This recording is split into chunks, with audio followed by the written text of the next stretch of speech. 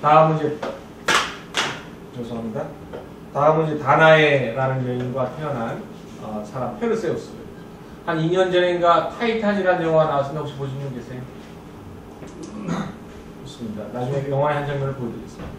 다나에라는 여인이 있었고, 그 다음에 제우스가 있고, 그 사이에 태어난 사람이 페르세우스입니다.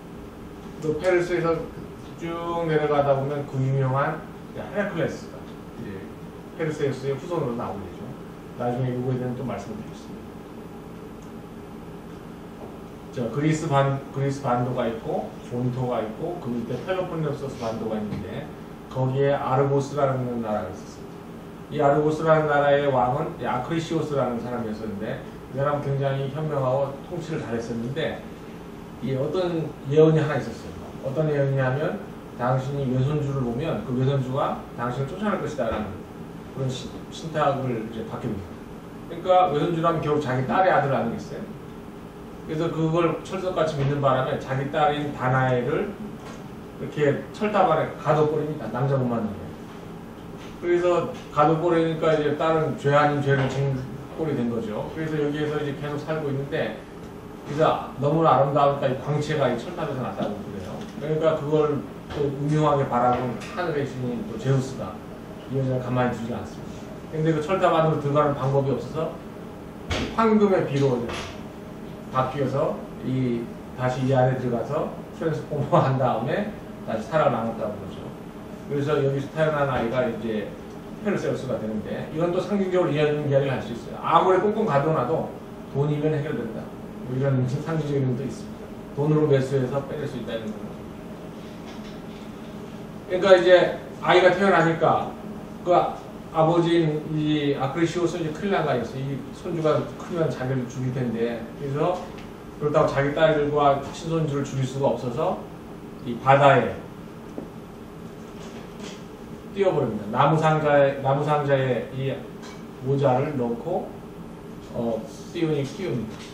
그렇게 하니까 이 파도를 타고 쭉쭉 가다가 이 세르포스 섬이라는 데에 닿아요. 겨우 닿으니까 거기에 이 딕티스와 폴리덱티스라는 형제가 그 나라를 다스리고 있었는데 이 사람들에 의해서 구출이 됩니다. 구출이 됐는데 이 딕티스라는 사람은 굉장히 착한 사람인데 이 사람은 포악한 사람이고 여자를 굉장히 좋아합니다. 그래서 이 다나에를 계속 차지하려고 구애를 하지만 딕티스가 계속 반대를 합니다.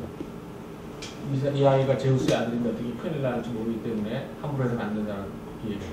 하지만 굉장히 지구했어요. 나중에 이 폴리덱테스가 시간이 지나면서 혼자 힘을 갖고 그 나라에 왕이 됩니다. 그래서 페르세우스가 어느 정도 컸죠. 그래서 계속 이 다나에의 구애를 했지만 훔쩍도 하지 않았어요. 그래서 이 폴리덱테스가 이런 이야기를 합니다. 내가 이제 옆 나라의 부자 나라의 새 장가를 좀 빌려고 그러는데 좀 돈이 모자라다. 기름지찬 돈이. 그러니까 세금을 전부 좀 내줘야겠다. 그래서 세금을 거두려고 그럽니다. 그래서 다른 사람들은 이제 돈 있는 사람보다 돈을 내는데 다나에하고 페르세우스는 너무 어렵게 컸기 때문에 돈이 없었어요. 그래서 페르세우스가 이 폴리덱테스를 찾아갑니다. 왕이시 우리가 워낙 돈이 없으니까 어떻게 돈을 낼 수가 없다. 그러니까 그것만 풀어주면 내가 진짜 그 괴물 중에 괴물이라는 메두사의 머리까지도 내가 가다 바칠 수 있으니까 제발 그 돈만 내달라고 하지 말라. 이런 황당한 그런 맹세를 해버립니다. 그러니까 폴리덱테스 입장에서 그래? 잘됐다. 그래 그럼 메두사의 머리를 잘라와라 라고 이제 명령을 하죠. 그러니까 페르세우스는 아차시킨 겁니다. 이거 사실 현실적으로 굉장히 불가능한 이야기라는 맹세를 해버렸어요. 근데 그리스 사람들의 특징이 맹세를 하면 지키는 게 또 메두사라는 괴물에 대해 조금 말씀을 드리면 원래 메두사는 굉장히 아름다운 여인이었다. 그 눈만 봐도 눈빛만 봐도 누가 사랑에 빠질 수 있는 그리고 찰랑거리는 머리에 모든 남성들이 그리고 모든 신들이 정말 다리 힘을 빠지게 하는 그런 정말 아름다운 여인이었어요. 근데 이 메두사라는 여인을 바다의 신인 포세이돈이 좋아했습니다. 그래서 둘이 연인 사이가 되었죠. 그런데 문제는 포세이돈의 조카이자 이 지혜의 여신 그리고 전쟁의 신인 아테나가 포세이돈을 원래 좋아했었어요. 근데 포세이돈은 아테나를 좋아하지 않았습니다. 이렇게 여성스러운 여인을 좋아하는데 아테나는 싸움도 잘하지 또 지혜가 너무 똑똑하니까 말도 안 자기 주장을 많이 하지.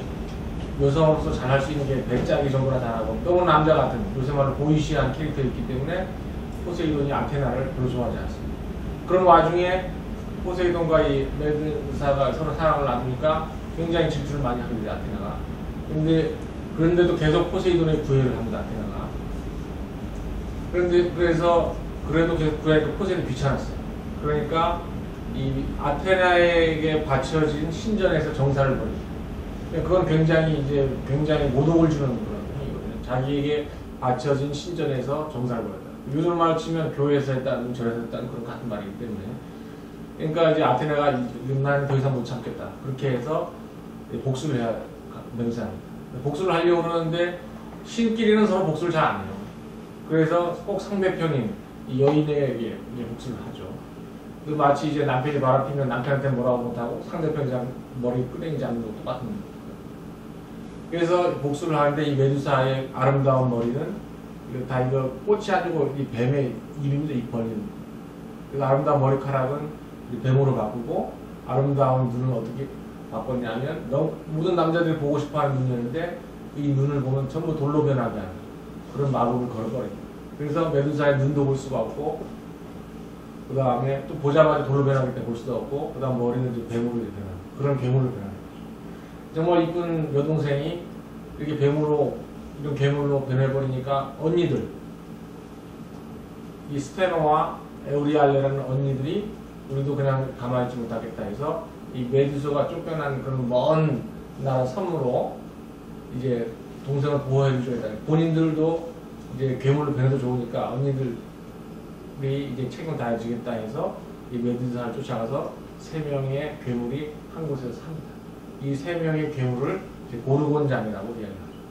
무슨 괴기 영화 이런데 고르곤이라는 이야기가 많이 나올 겁니다만은 이 고르곤잠이가 여기 있어요.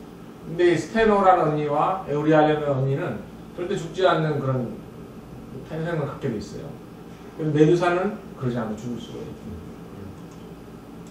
그래서 이제 그 페르세우스가 폴리데케스에게 맹세를 했잖아요. 메두사 머리를 잘라고 했다고. 근데 이런 메두사를 어떻게 잘라고 했냐.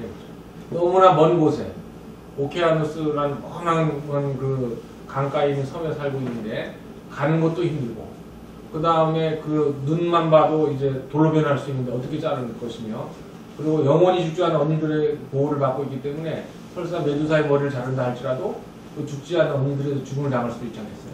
그건 난제가 아주 쌓였습니다.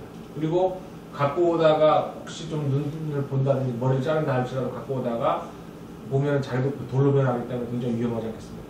그런 담을 자루도 없었고 그래서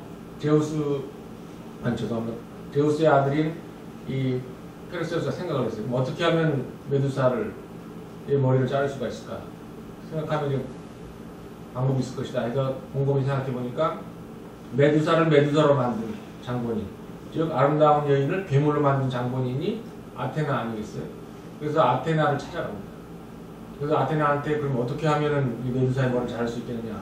그러니까 아테나 입장에서는 메두사의 머리를 자를 수 있겠느냐 하니까 아테나는 굉장히 신이 난 거죠. 왜냐하면 아테나가 메두사를 죽일 수 있는데 그런 포세이돈이 화가 나지 않겠어요?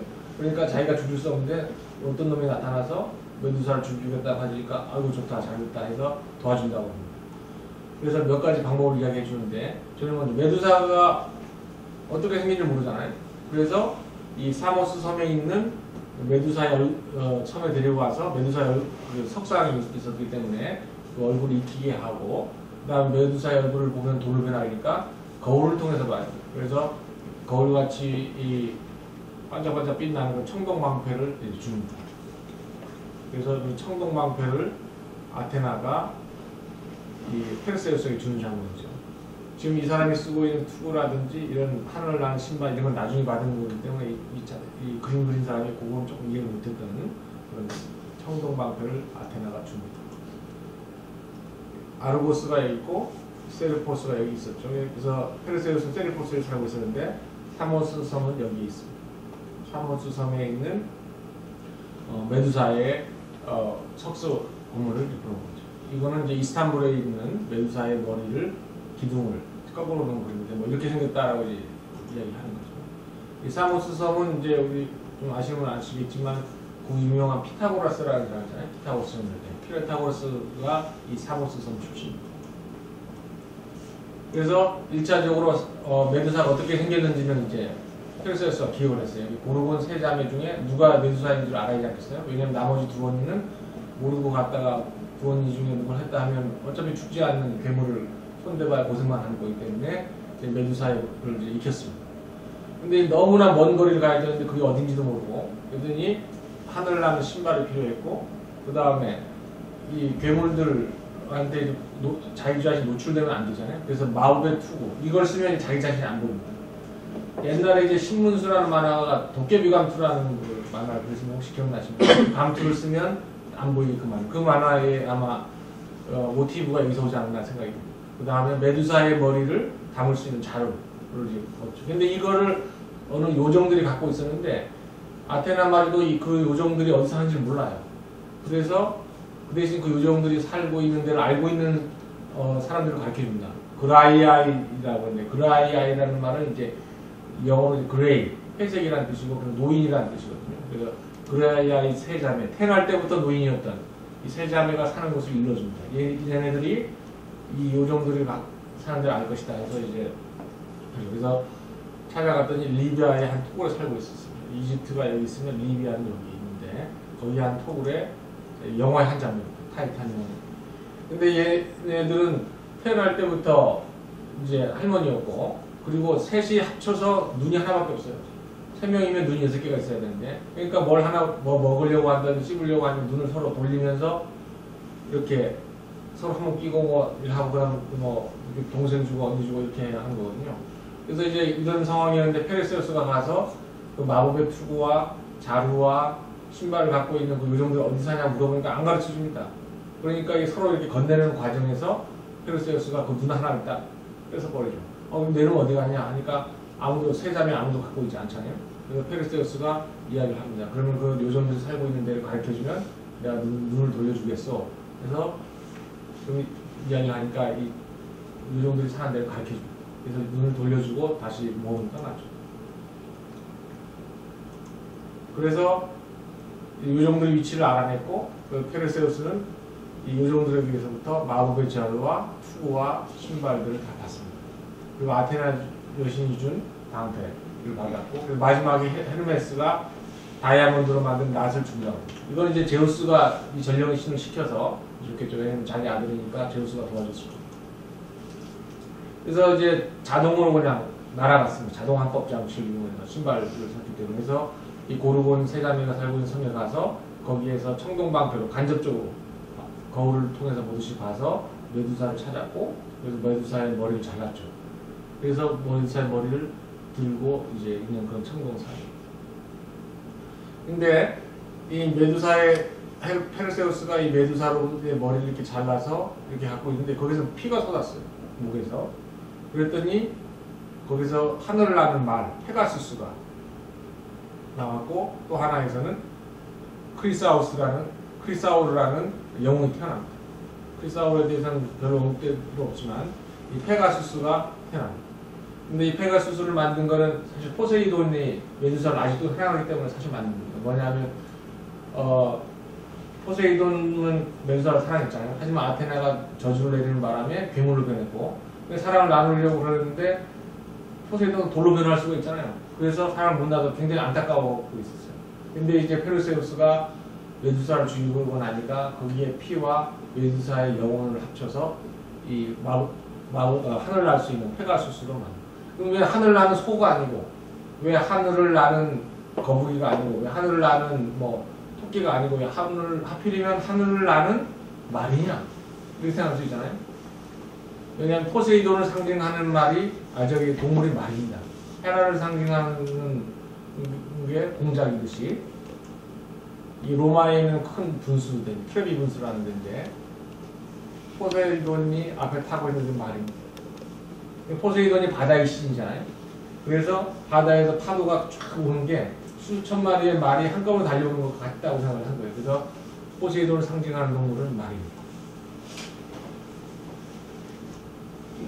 그래서 이제 그 페가수스를 타고 이제 메두사의 머리를 자루에 넣고 이제 도망쳐 나가지 않겠어요? 왜냐면 그 자매들이 공격을 할 수가 있기 때문에. 페가수스를 타서 하늘을 나고. 그래서 오케아누스라는 건 이쪽이 대서양이고 이쪽이 지중해인데 이쪽 더 대서양 어딘가 멀리 있다는 걸 의미합니다. 그래서 하늘을 나는 말을 타고 이제 이쪽 세리포스 섬으로 돌아와야 되는데 돌아오는 도중에 저녁이 됐습니다. 그래서 지금의 모로코 땅인 이 지역에 왔더니 아틀라스라는 신이 이 지구를 떠받치고 있는 거예요. 그래서 아틀라스는 제우스와의 전쟁에서 졌기 때문에 그 벌로서 지구를 떠받치라는 그런 벌을 받은 거거든요. 근데 우리 목에 있는 척추 중에서 1번 척추를 아틀라스라고 하는데 머리를 지구 같다고 그래서 1번 척추를 아틀라스라고 하는 거예요. 그런 벌을 받고 있었어요. 근데 이제 페르세우스가 이제 지치니까 이 아틀라스에게 하룻밤 좀 재워주시오 이렇게 이야기를 하니까 아틀라스가 거절을 합니다. 왜냐하면 이 아틀라스가 이 지구를 떠받치고 있는 이유가 제우스에게 벌을 받아서 이렇게 하고 있는 거거든요. 근데 제우스의 아들이 재워달라고 하니까 당연히 나는 못 재운다. 네가 알아서 해라. 그렇게 하니까 페르세우스가 화가 납니다. 근데 한 인간이 이런 거대한 신하고 어떻게 싸울 수가 없으니까 그래 하지만 화가 나니까 복수를 하고 싶어 합니다. 그렇게 해서 쓸 수 있는 방법이 뭐겠어요? 메두사의 머리를 보여줍니다. 그랬더니 이 아틀라스가 거대한 산맥으로 변했어요. 사람이면 돌로 변할 텐데 거대한 신이었기 때문에 산맥으로 변합니다. 그래서 지금 이 아틀라스 산 모로코 지역의 대서양을 바라보고 있는 지중해를 바라보는 이 꽁탱이에 있는 산 이름을 아틀라스 산이라고 합니다. 말들 참 재밌게 지어냈죠, 이 사람은. 재밌습니다. 그래서 이게 아틀라스 산이라고. 그래서 여기에서 이제 하룻밤 묵고 나서 이집트로 갑니다. 이집트에서 다시 이디오피아로 갔다. 그래서 가면 좋은데 그냥 왜 이렇게 가는지 모르겠어요. 이게 신이 준 과업을 해야 되기 때문에 그런 거죠. 근데 이집트를 지나서 이디오피아로 가는데 이디오피아의 왕은 이제 케페우스라는 왕이 있었는데 그 왕의 부인이 카시오페아라는 여인이었습니다. 왕이었는데 이 여인은 이제 굉장히 아름다운 여인이었는데 뭐라고 뽑느냐면 나는 정말 이 사람이 정말 최고로 아름답다. 심지어는 이 포세이돈이 거느리고 있는 바다의 유정들보다 더 아름답다고 할 거예요. 포세이돈은 상징하고 그림이 좀 좋지 않습니다만 말을 타고 있죠. 포세이돈 상징하는 게 말이고 한 50명의 요정들을 항상 이끌고 다니는 포세이돈. 이 요정들 이제 네레이스라고 그러는데 왜 포세이돈은 바다의 신이기 때문에 엄청 노도와 같고 뭐 굉장히 이 힘을 갖고 있는데 좀 가늘고 이런 여인들을 비서로 소위 비서로 이제 데리고 다니냐면 이 그리스 사람들이 생각하기에요. 여자들은 굉장히 이 감정에 이 안정적이지 않다. 바다라는 게 한시도 가만히 있지 않잖아요. 그래서 여성의 마음을 그렇게 해석한 것이다라고 생각을 하는 겁니다. 그건 상징적인 의미이기 때문에 너무 깊게 받아들이지 마시고요. 어쨌건 이 포세이돈이 거느리고 있는 요정들보다 자기 자신이 더 이쁘다고 이제 뭐 동네 사람에 이제 이야기를 합니다. 그러니까 그 요정들이 그 이야기를 듣고 나서 화가 나지 않겠어요? 그래서 포세이돈한테 이제 이야기를 하죠. 아우 저 여자 너무한다. 그래서 혼내주라. 그렇게 이야기를 하니까 포세이돈이 이제 알았어. 해서 괴물을 보냅니다. 그러니까 이제 이 나라가 아주 쑥대밭이 되었어요. 그러니까 왕의 입장에서는 이 포세이돈의 저주를 어떻게 해결해야 하지 않겠어요? 국민들은 못 살겠다고 그러니까. 그래서 그 델포이로 가서 신탁을 받습니다. 그래서 아폴론 신에게 물어보니까 어떻게 하면은 이 사태를 극복할 수 있습니까? 라고 이야기하니까 이 아폴론이 그러면 너의 딸 안드로메다를 괴물에게 제물을 바쳐라. 그러면은 그 포세이돈이 그 저주를 풀어줄 것이다. 라고 이야기를 합니다. 그래서 못 모르고 딸을 할 수 없이 어머니와 아버지의 그 업을 받고 이제 이 포세이돈이 보낸 이 괴물의 먹이가 되기 위해서 해사스로 이렇게 느낍니다. 그래서 막 잡아먹으려고 하는 순간에 페가수스를 탄 페르세우스가 나타나서 이 괴물을 죽이고는 이 안드로메다를 구하죠. 그래서 안드로메다를 구하는 그런 장면. 그래서 이제 이디오피아로 따로 다시 갔어요. 그래서 그 왕인 케페우스한테 당신 딸을 내가 살려내고 괴물을 죽였으니까 이제 안심하시오. 이렇게 하니까 원래 이 안드로메다 결혼하려고 했던 약혼자 피네오스라는 사람이 있었는데 원래 내 여자인데 왜 네가 차지하려고 그러냐 이렇게 해서 피네오스가 동료들을 데리고 와서 그냥 파티장에서 난리를 핍니다. 그러니까 페르세우스는 내 편은 전부 눈 감아 해놓고 메두사의 머리를 보여주니까 피네오스와 그 일당은 전부 돌로 변하게 되죠. 사태가 이제 진정이 됩니다. 나 이 그림 보면서 얼마나 웃었는지 몰라요. 왜 웃었겠어요? 안드로메다는 아직까지 한 번도 메두사의 머리를 본 적이 없지 않겠어요? 물론 직접 본 사람은 없지만. 그러면서 자기 남편이 결혼했어요. 남편한테 좀 보여줘. 그러니까 페르세우스가 뭐라고 그랬겠습니까? 소위 되게 무서운 거 아니겠어요? 잘못하다가 자기 마누라가 돌로 변할 수도 있는 거예요. 처음에 보여준다 안 보여준다 그러지 않겠어요? 근데 끝까지 보여달라고 우기지 않았겠나. 그렇게 해서 할 수 없이 보여주는데 이제 여기 청동거울을 넣고 메두사의 머리 이렇게 해서 봤습니다. 그러니까 이 그림 보면서 이 호기심, 인간의 호기심, 뭐 남녀를 또 따지자면 또 여성의 호기심 이런 걸 어떻게 재미있게 이 화가가 이 그림을 표현한 것 같다 해서 어쨌건 뭐 봤어요. 그래서 이제 둘 사이 아이가 태어났죠. 그래서 한 1년 정도 거기 사는데 그 사이에 이제 페르세스라는 아들까지 태어났어요. 페르세우스라는 이름을 그래서 본따서 아들을 페르세스라는 아들을 태어났는데 이제 원래 이 페르세우스가 이 메두사의 머리를 자른 목적이 뭡니까? 자기 어머니를 폴리데케스로부터 구해내기 위해서 이제 한 거 아니에요. 자기가 할 일이 있어요.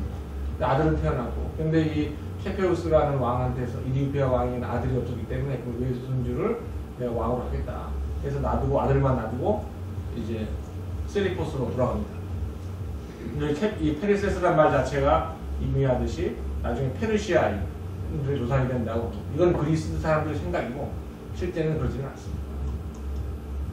그래서 이렇게 왔다가 다시 세리포스로 가죠. 여기 갔더니 이제 그때도 이제 계속 추근되고 있었어요. 폴리데케스가. 그래서 잔치한 파티를 이런 데 가서 이 페르세우스가 폴리데케스의 메두사의 머리를 보여줍니다. 뭐 당연히 돌로 변하겠죠. 복수는 했어요. 하고 이제 일을 다 했어요. 그랬더니 이제 페르세우스하고 다나에는, 어머니 다나에는 어떤 생각이 들었냐면 좀 외할아버지 한번 봐야겠다 그런 생각이 들지 않겠어요? 참 그 전에 페르세우스는 이제 그 헤르메스를 통해서 받은 것을 모두 주인에게 돌려줬죠. 나시라든지 마루 투구 신발 자를 받고요. 그래서 아테나에게는 받은 것은 밋밋한 청동거울을 받았지 않겠어요? 근데 거기다가 메두사의 머리를 붙여서 줍니다. 그래서 아테나는 그로부터 강력한 방패를 가져서 더욱더 강력한 전쟁의 신이 되었죠. 처음 시간에 말씀드렸다시피 그 미국에 있는 큰 함선, 우리나라 세종대왕함 그런 걸 이지스함이라고 부릅니다. 그게 이제 영어식 표현이고 이 그리스식 표현은 아이기스입니다. 그다음에 여기 이지스 상조, 거기다 뭐 방패라는 그런 의미가 있는지는 모르겠습니다. 그래서 페르세우스는 이제 디티스를 이제 세리포스의 왕으로 삼고 자신을 이제 외할아버지를 보려고 아르고스로 갔어요. 이제 온다는 소식을 들으니까 이 할아버지는 이제 또 겁이 난 겁니다. 손주가 와서 날 죽일 것이라는 그 시탄이 있었기 때문에. 아이기스에 대한 얘기죠. 그래서 도망가 버렸습니다. 어디로. 그래서 라리사라는 데로 이제 도망가 버린 거죠. 근데 페르세에서 워낙에 착한 성분이 전혀 그럴 생각이 없었는데 겁을 먹은 거예요. 근데 이 라리사의 왕이 마침 이제 축제를 열었는데 이제 원반 던지기 축제를 했는데 거기에 페르세우스가 참전해서 원반을 던졌습니다. 자, 라리사가 어딘지 한번 보여드릴까요? 세리포스가 있고 아르고스가 있고 라리사는 여기 있습니다. 그래서 여기에 아크루시오스가 이쪽으로 도망을 갔고 페르세우스는 이제 할아버지를 쫓아서 이제 죽이려고 그런 게 아니고 그냥 이제 따라간 거죠. 찾으려고. 근데 거기서 축제가 벌어졌고 이제 원반 던지기 시합이 있었습니다. 그런데 이제 페르세우스가 참석을 해서 원반을 던졌는데 강풍이 불어오고 있어요. 이 강풍의 원반이 아크루시오스의 머리를 맞고 아크루시오스가 그 자리에 즉사해버립니다. 결국은 신탁이 그렇게 말해버린 거예요. 그러니까 얼마나 이게 운명이라는 게 어떻게 하나로 해석을 할 수가 없는 그런 거예요. 이제 원반 던지기에서 맞으면서 죽은 사람이 하나 더 있었죠. 그러니까 이 아폴론이 사랑했던 히아킨토스가 이제 원반 던지기 시험보다 죽었고, 거기에 죽은 자리에서 꽃이 피어나는데 이게 히아신스라고 원반 던지기 하다가 이제 사람 죽습니다. 집에서 싸우다가 불 던지기는 하지 마세요. 그래도 하지만 이제 이 라리사에서 아크리시오스가 어쩌고 사고로 죽었잖아요. 그랬더니 이제 외할아버지의 이제 시신을 이제 묻으러 갑니다. 어디로? 아테네로 가서 묻었어요. 일단 페르세우스가 워낙 심정이 착하기 때문에 이 할아버지의 나라 아르고스를 다스릴 사람이 없으니까 자기가 이제 거기 왕이 돼도 되는데 난 그걸 받아들이지 못하겠다 해서 고민을 많이 했거든요. 근데 그 옆에 티린스라는 나라가 있었는데 티린스라는 나라의 왕하고 소위 빅들을 하죠. 그래서 서로 왕 자리를 맞바꿔서 티린스의 왕이 되고, 티린스의 왕은 거의 이 아르고스의 왕이 됩니다. 그래서 티린스의 왕이 돼서 이제 어느 날 이제 사냥을 나갔는데 이제 목이 말랐어요. 그래서 목이 말라서 물을 차릴 물이 없었습니다. 근데 거기에 이제 니코스라는 버섯이 그 자리에 있어서 굉장히 물이 풍부한 버섯인가 봐요. 그래서 이 버섯을 먹고 갈증을 해결을 한 거죠. 페르세우스가. 근데 이 갈증을 해결하고 나니까 여기는 정말 대단히 좋은 땅이라고 해서 거기에 도시를 세웠는데 그 도시 이름을 미케네라고 합니다. 그래서 아까 저희가 아가멤논이 미케네의 왕이라고 그랬다고 했잖아요. 그래서 이 미케네의 왕이 미케네라는 도시가 이렇게 해서 세워진 거고, 실제 이제 현재 이제 그리스에 가보면 그 미케네라는 옛날 도시가 있습니다. 성곽 있고, 거기가 그 도시 국가가 여기서 생겼다라고 생각을 합니다. 그다음에 페르세우스하고 이제 안드로메다가 죽으니까 이 아테나 여신인데 별자리를 만들어줬고, 그다음에 카시오페아가 죽으니까 포세이돈이 별자리를 만들어줬고, 그래서 1, 2월 지금 마음은 이 W자 모양으로 생긴 별자리가 있으니 카시오페아 자리고 이 안드로메다 성은